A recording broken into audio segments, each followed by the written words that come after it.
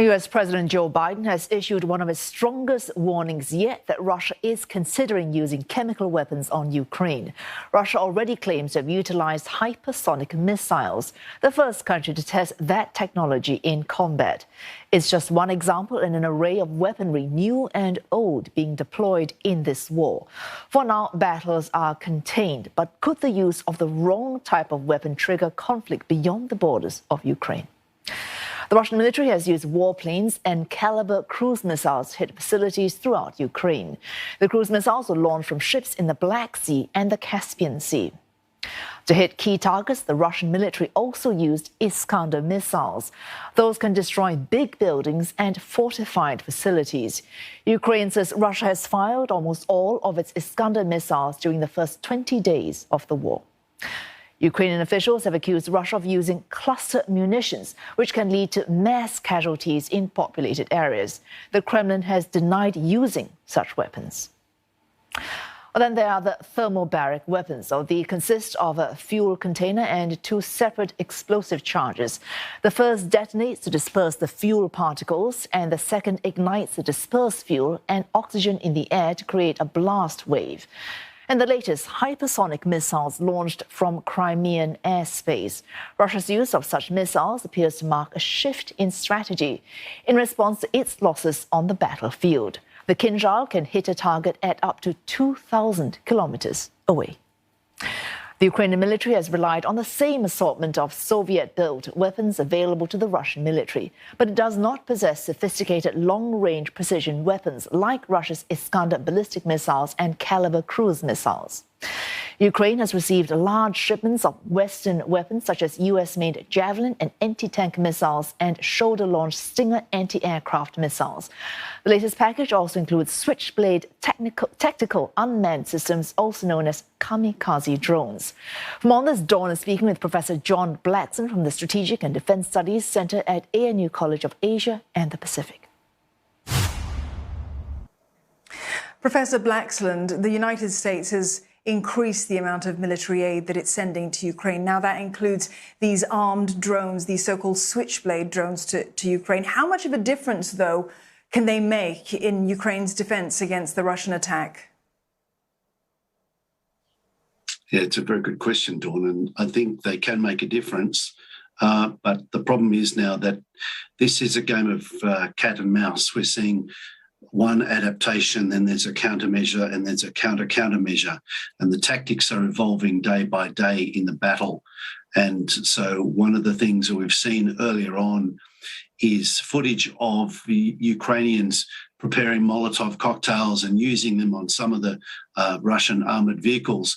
The Russians are now acutely conscious of the risk of that and are now avoiding going into the cities where they can be, attacked by the NLAWs, the Javelin missiles and other such weapon systems close up.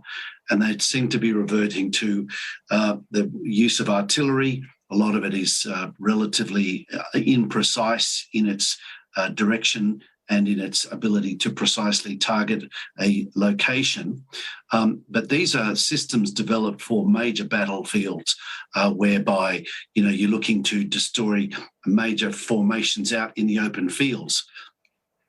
Here we're talking about multiple launch rocket systems up to 300 millimeters in diameter that can be fired between 30 and 90 kilometers.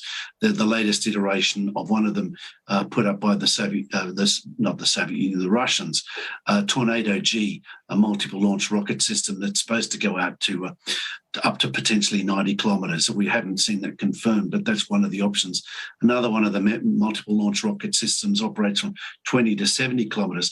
What that means, if they employ these weapon systems, they can stay outside of the city, they can fire into the city, and they can largely negate the capabilities of the closer-in weapon systems that they've been supplied with in recent times. So while the UAVs are useful, unless you're able to respond with artillery or long-range multiple launch rocket systems yourself, we know Ukraine has them, but we know they're also being targeted by Russian operations that at the outset of the campaign, at the outset of the war.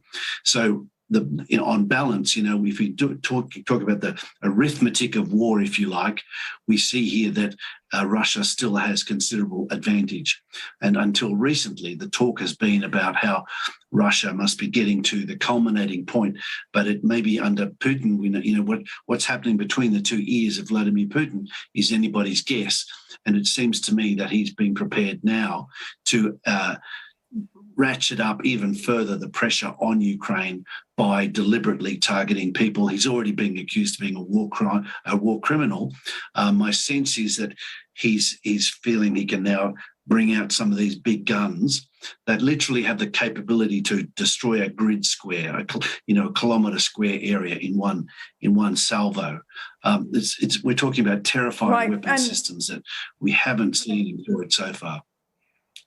Yes, and some of those terrifying weapon systems, Russia's successful use of the Kinjal hypersonic missile, it meant that Russia became the first country, to use one in combat. But why use a weapon as expensive as this, Professor Blaxland?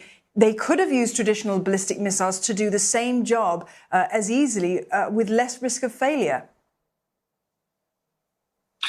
Well, I think there's the demonstration effect that I think the Russians are trying to put on NATO. They're trying to illustrate that NATO can actually ratchet up further. They've got capabilities up their sleeve that are beyond the ability of NATO to actually deflect.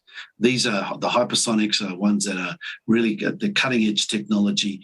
The countermeasures are yet to be fully developed, and the risk of being able to penetrate the defences of NATO forces is considerable when you're up against that. So this is about telegraphing a message about do not go here, folks. And also by operating in Western Ukraine, it's about sending a signal to those forces that are being resupplied through Lviv and through the west of Ukraine to undermine the prospect of that, to intimidate, to disrupt, and to deflect. So there's a lot of aspects to that, the purpose of the use of those missiles. And Professor Blaxland, so much of the weaponry that we're seeing employed by Ukraine comes from the West. Where do you think Mr. Putin's red line is going to be in terms of what he sees pouring into the country by way of Ukraine's defense? At which point is he going to regard military support from the West as war with Russia? Well, rhetorically, he's already said that. But I think the point now is whether he feels that those reserve capabilities are under threat. And what we've seen offered so far is capabilities that don't have the reach, they don't have the longer range. So the Javelins, the NLAWs, the anti-tank and anti-aircraft, the Stinger missiles, these are relatively short-range weapon systems out to a few kilometres, 3 to 4 for the anti-tank guided weapons, 4 to 4.5 for the ATGW, the Stinger out to a handful of kilometres as well, but not very far. We're talking about the ability to hit aircraft that are within visual distance, but not weapon systems that are beyond the horizon. And for that you require a much more robust system. You require genuine force projection aircraft, fighter aircraft. At the moment, the UAV concept has the ability to do some of that. And certainly in the absence of MiG-29s from Poland, armed UAVs look like to be the best option. But of course, UAVs with the range, you've got to have range. You've got to be able to go quite some distance carrying a weapon. That means you've got to have a fairly sophisticated type system, a bit like what Turkey's been provided with the Bayraktar unattended aerial vehicle that has been very effective, but they're in short supply. And that means that with the Russians' ability to deploy large numbers of these multiple launch rocket systems in a fairly dispersed pattern, targeting them effectively from afar is a real challenge. And I suspect that's where the technology challenge is going to be in the coming days. And if we want to see Ukraine being able to hold off against this, then we're going to need to be looking to supply the Ukrainian forces with the longer range, more robust, unattended aerial vehicles, if not fighter aircraft directly. And that, of course, then brings in questions about, well, what's the threshold? And of course, we don't quite know what the threshold is because it's all happening in between the two ears of Vladimir. Indeed. Professor Blaxland, thank you very much for that. Professor John Blaxland there from the Strategic and Defence Studies Centre at ANU College of Asia and the Pacific.